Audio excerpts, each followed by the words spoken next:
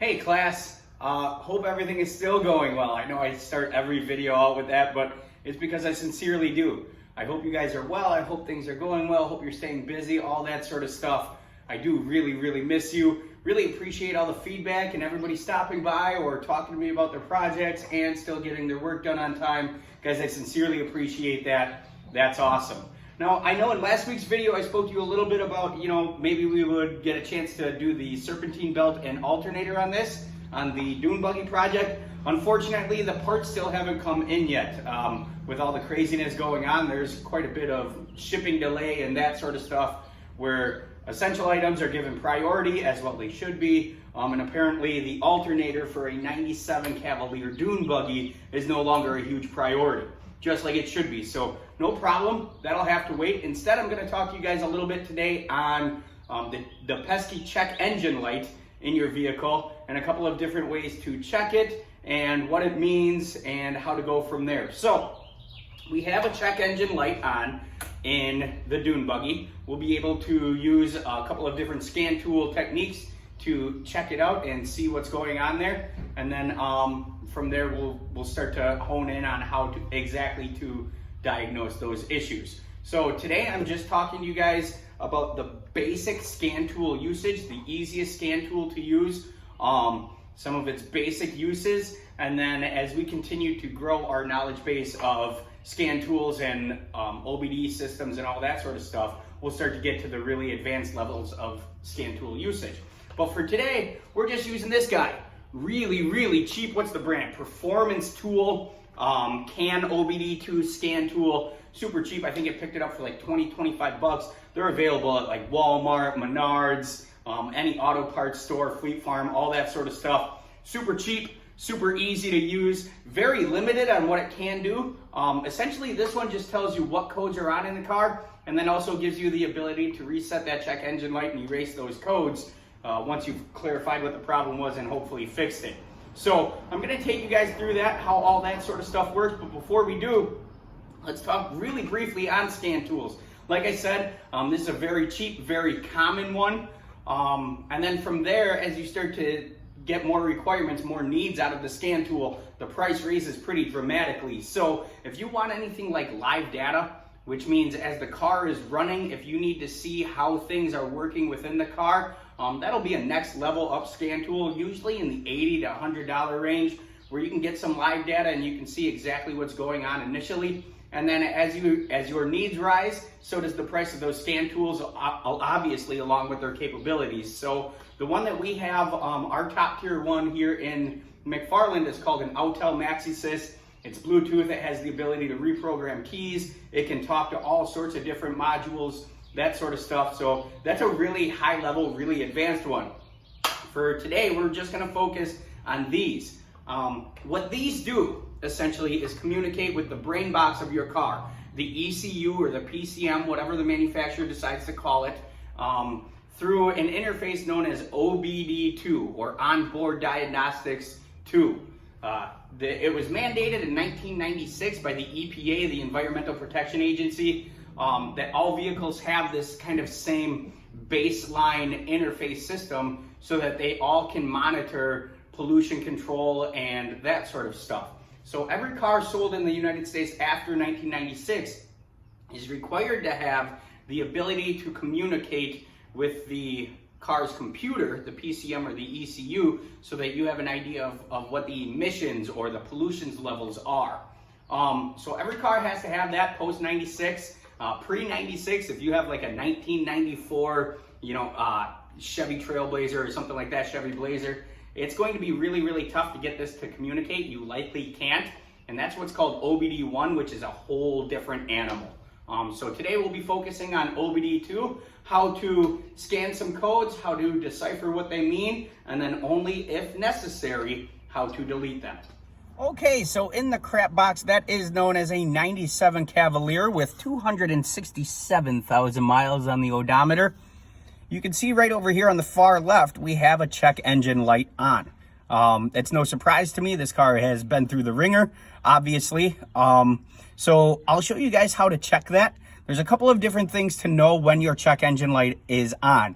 It could be something very serious. if that check engine light right here, if that thing is ever flashing or blinking, stop the car immediately.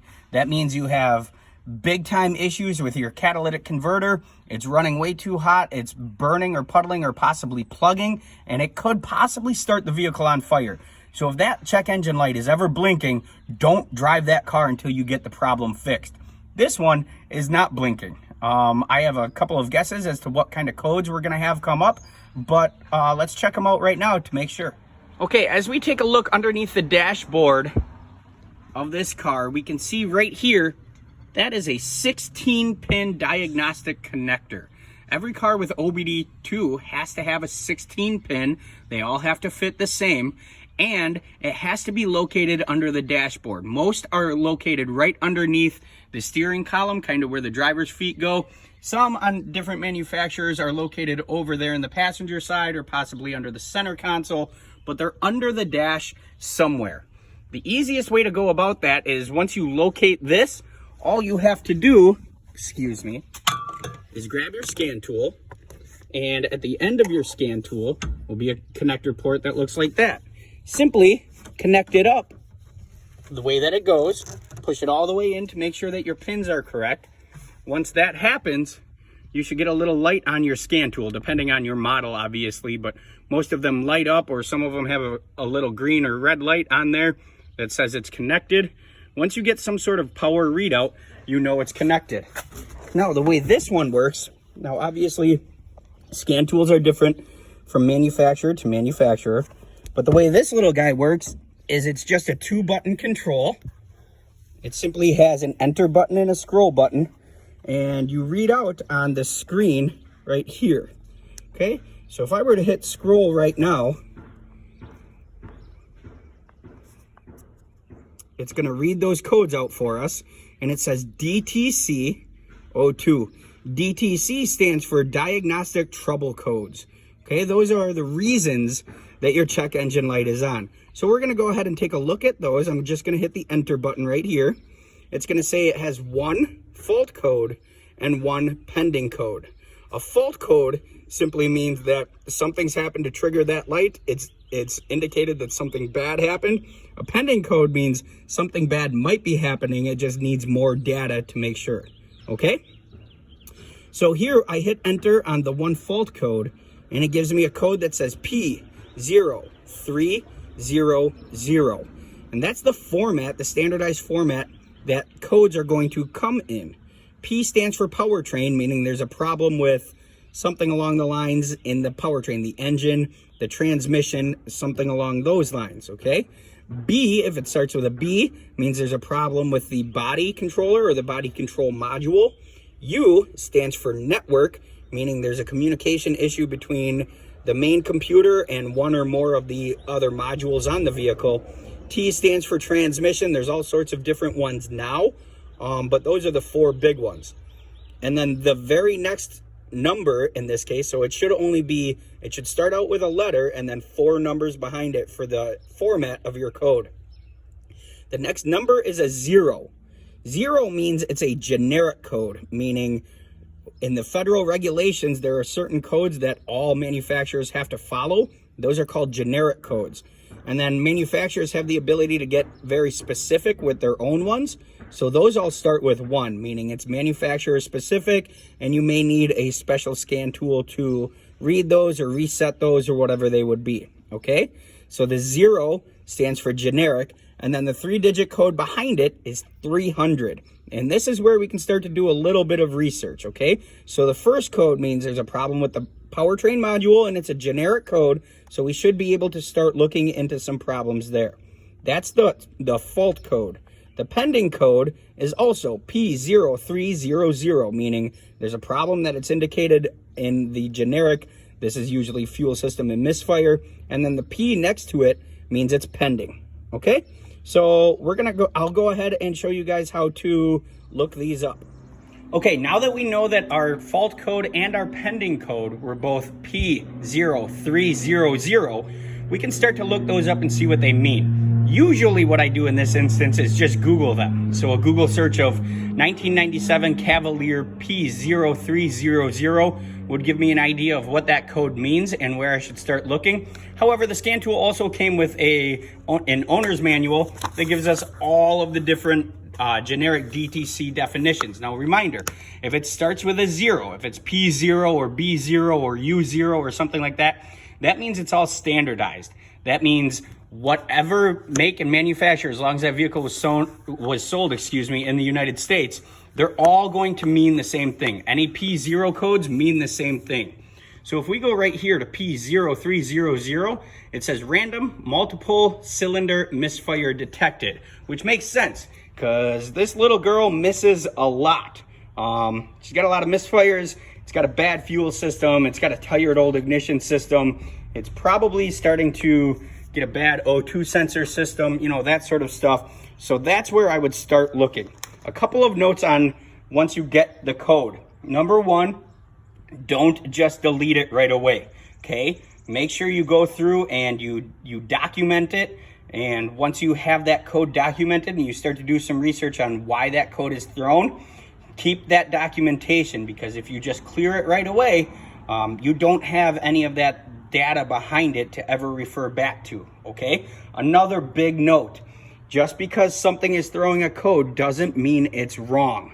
Simply means that there is an issue with that, and that's where you should start your diagnostic process, okay? These codes are just clues as to what's actually happening with the vehicle. It doesn't mean if I were to get a low alternator current code, that doesn't mean I just run out and buy an alternator and put a new one in and hope that fixes the code. You still have to do the legwork behind to diagnose exactly what's wrong with the vehicle. The codes simply give you a great place to start looking and start your diagnostics, okay? So one key thing I know that I failed to mention on the hookup of the scan tool is after you get it hooked up, you want to turn the ignition to on, but not have the car running to simply scan the codes. Turn the ignition on to where you have all the lights on the dash, okay? Once you have all those lights on, that's when you should start to get your readout information. You don't want the car running, but you don't want the car off, okay? Now that we have that, and we know that this code is recorded, I know I have some misfire codes, that sort of stuff, I have the ability to go back to the menu, and I can go to erase the codes, and I can get all sorts of rescan and VIN information and that sort of stuff. So I'm gonna go ahead and erase these codes because I know that it has a misfire. So I'll erase these codes, and the erase is complete now. That check engine light at the next key cycle should turn off. So I'm gonna shut the ignition off. Now I'm gonna turn it back on, let it go through its whole run. Hopefully that check engine light comes off now, knowing that those codes were erased. It may stay on depending on that pending code, so let's see what happens. There, you can see the check engine light went off, and it'll stay off now until it detects a misfire again, which will happen, my guess, pretty darn shortly. And then class, that's pretty much the gist of the introduction to a scan tool's use. Couple of big things to remember. Don't just erase codes to erase them and get rid of that check engine light, okay? Do the work behind it. Make sure you know exactly what's going on with that vehicle so we don't screw something up in the future. Don't just throw parts at it because you had a code for that specific part. Say your throttle position sensor is throwing a code. Don't just buy a new throttle position sensor. Go through and actually diagnose what's going on with that vehicle, okay? Make sure your ignition is on and the car is not running for a code pull. You'll only need the car running for things like live data and then those sorts of things that we'll get down the road and talk as we get a little more in depth on scan tools. Scan tools aren't cheap, or excuse me, scan tools can be cheap. Really good ones aren't. That's why we try to provide them for you at the school. But cheap little ones, $20 to $30 to $50, as long as they can scan codes and read them, certainly worth your money if you're around cars quite a bit.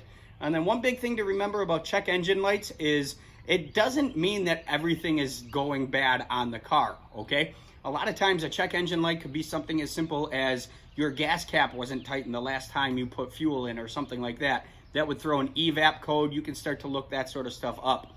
Use the internet.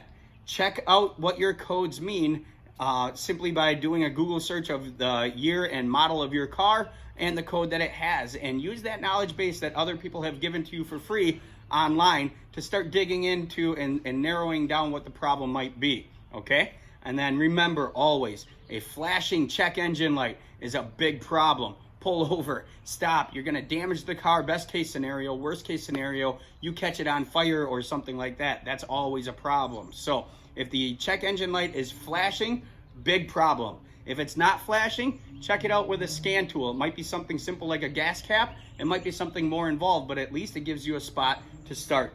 Guys, again, I really hope you guys are doing well. I love when you guys talk to me on the projects or whatever it is that you're doing.